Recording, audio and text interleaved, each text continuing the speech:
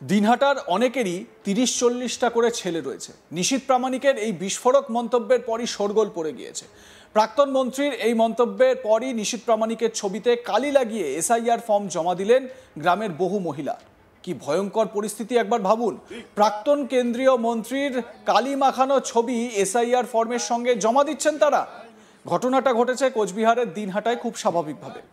এক হাতে এসআইআর এর ফর্ম, অন্য হাতে প্রাক্তন স্বরাষ্ট্র প্রতিমন্ত্রী নিশীথ প্রামাণিকের মুখে কালি লেপে দেওয়া ছবি। এসআইআর ফর্ম বিএলওকে জমা দেওয়ার সময় এমনটাই অভিনব উপায়ে বিক্ষোভ দেখালেন দিনহাটা বিধানসভার বুড়িরহাট ১ নম্বর গ্রাম পঞ্চায়েতের পশ্চিম ভুলকি ৮ নম্বর বুথের মহিলারা। ওই বুথের বিএলও বিকেলে এলাকায় এসআইআর ফর্ম জমা নিতে গেলে মহিলারা ফর্ম ও নিশীথ প্রামাণিকের মুখে কালি লাগানো ছবি নিয়ে সেখানে যান। মহিলাদের অভিযোগ, গতকাল দিনহাটা বিধানসভার নির্দিষ্ট এলাকার নাম ধরে নিশীথ প্রামাণিক এক ব্যক্তির ৩০-৪০টি করে ছেলে আছে বলে যে মন্তব্য করেছিলেন, সেটাতে তিনি গোটা দিনহাটাকে অপমান করেছেন। আর তার প্রতিবাদেই এই বিক্ষোভ। দেখুন মহিলারা কিভাবে নিশীথ প্রামাণিকের মুখে কালি লেপে সেই ছবি দেখিয়ে এসআইআর এর ফর্ম জমা দিচ্ছেন বিএলওকে।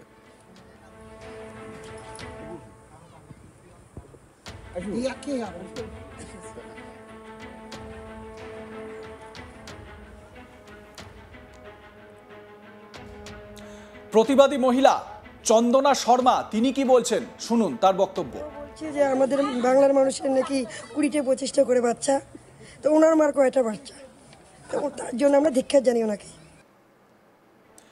এবার আপনাদের শোনাই আরেক প্রতিবাদী মহিলা বাবলি শর্মা, তিনি কি ক্ষোভ প্রকাশ করছেন শুনুন। আমরা নিশীথ প্রামাণিককে ধিক্ষার জানার জন্য। কেন? উনি দিনহাটার মানুষের বলছে যে ৩০টা করে বাচ্চা, তা ওনার মার কয়টা বাচ্চা। আচ্ছা, আপনার এলাকায় কি এরকম কোনো লোক আছে যাদের ২০-৩০টা করে বাচ্চা? না, এরকম দেখিনি আমার জীবনে কোনোদিনও ৩০টা বাচ্চা। আচ্ছা, এসআইআর হলে আপনারা কতটা এসআইআর এর কাজ নিয়ে খুশি? এসআইআর হলেই কি ভালো, নাকি এমনিতে আপনারা ভালো ছিলেন? এর আগে তো ভালো ছিলাম, তবু এসআইআর হওয়াতে শুনতেছি নাকি ভালো হবে। আচ্ছা, আপনাদের এলাকায় কি কোনো বাংলাদেশি আছে?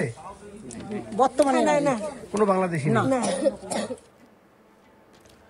দিনহাটা ২ নম্বর ব্লক তৃণমূল কংগ্রেস সহ সভাপতি আব্দুল সাত্তার বলেন, নিশীথ প্রামাণিকের সাম্প্রতিক সময়ের কিছু মন্তব্যের প্রেক্ষিতেই এলাকার মানুষজন এমনটা ক্ষিপ্ত হয়ে রয়েছেন। কি বলছেন তৃণমূল নেতা আব্দুল সাত্তার, শোনাবো আপনাদের।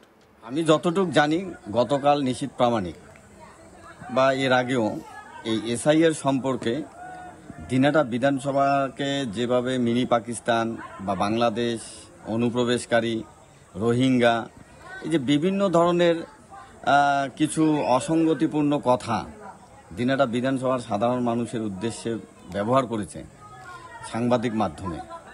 এবং বিশেষত গতকাল এটাও আরও একটা যে ভাইটাল বক্তব্য যেটা রাখছে, যে এখানে নাকি কোনো মানুষের কিছু মানুষের নাকি ৩০-৪০টা পর্যন্ত ছেলে বা বাচ্চা আছে। এই যে এই দিনহাটার মানুষের একটা যে মানুষকে যে মনে করো অসম্মান করা, এটা তারই কিন্তু খুব একটা মানুষ দেখাচ্ছে। নিশীথ প্রামাণিকের এই মন্তব্যের প্রতিবাদে সরব গ্রামবাসীরা, বিশেষ করে গ্রামের মহিলারা, তারা তার ছবিতে কালি লেপে এসআইআর এর ফর্ম জমা দিলেন। তার বিরুদ্ধে মহিলারা যে ফুঁসছেন সেটা প্রমাণিত। আমার সহকর্মী মনসুর হাবিবুল্লাহ এ বিষয়ে তার প্রতিবেদনে কি জানাচ্ছেন শুনুন। দিনহাটা বিধানসভার অন্তর্গত দিনহাটা ২ ব্লকের বুড়িরহাট ১ গ্রাম পঞ্চায়েতের পশ্চিম ভুলকি গ্রামের ঘটনা। এই বিধানসভার ৮ নম্বর বুথের বাসিন্দারা অনেকেই এসআইআর ফর্ম জমা করার সময় নিশীথ প্রামাণিকের ছবিতে কালি লাগিয়ে আসেন এবং বিএলওর হাতে তাদের এসআইআর ফর্ম জমা করেন। ঠিক কী কারণে এই প্রতিবাদ করেছেন মহিলারা দাবি করেছেন, নিশীথ প্রামাণিক সম্প্রতি মন্তব্য করেছেন যা ধিক্কারজনক। তিনি দাবি করেছেন একজন পিতার নাকি ৩০-৪০ জন সন্তান রয়েছে দিনহাটা বিধানসভার একাধিক এলাকায়। এটা তাদের পক্ষে অপমানজনক। একটা মায়ের ৩০টা সন্তানকে নিয়ে কটাক্ষ করার প্রতিবাদের প্রেক্ষিতেই এইরকম ঘটনা, এইভাবেই তারা অভিনব প্রতিবাদ করেছেন। মহিলারা জানিয়েছেন তাদের এলাকায় এইরকম কোনো ব্যক্তি বা বাংলাদেশি থাকার কোনো নজির নেই। তারা কেউ জানেন না কার এরকম একজন পিতার 30 জন সন্তান রয়েছে। নিশীথ প্রামাণিক তাদের বিধানসভার বাসিন্দাদের উদ্দেশ্য করে যে বক্তব্য রেখেছেন তা ন্যাক্কারজনক, ধিক্কারজনক। সেই কারণেই তারা প্রতিবাদ জানিয়েছেন বিএলওর মাধ্যমে। তারা যখন এসআইআর ফর্ম জমা দেন তখন অনেকেই জানতে চান নিশীথ প্রামাণিকের মায়ের কটা বাচ্চা বা নিশীথ প্রামাণিক বাংলাদেশি কিনা। এইভাবেই তারা কিন্তু প্রতিবাদ করেছেন এদিনের তাদের এসআইআর ফর্ম জমা দেওয়ার বিষয় নিয়ে। নিশীথ প্রামাণিক একাধিকবার বেফাঁস মন্তব্য করেছেন।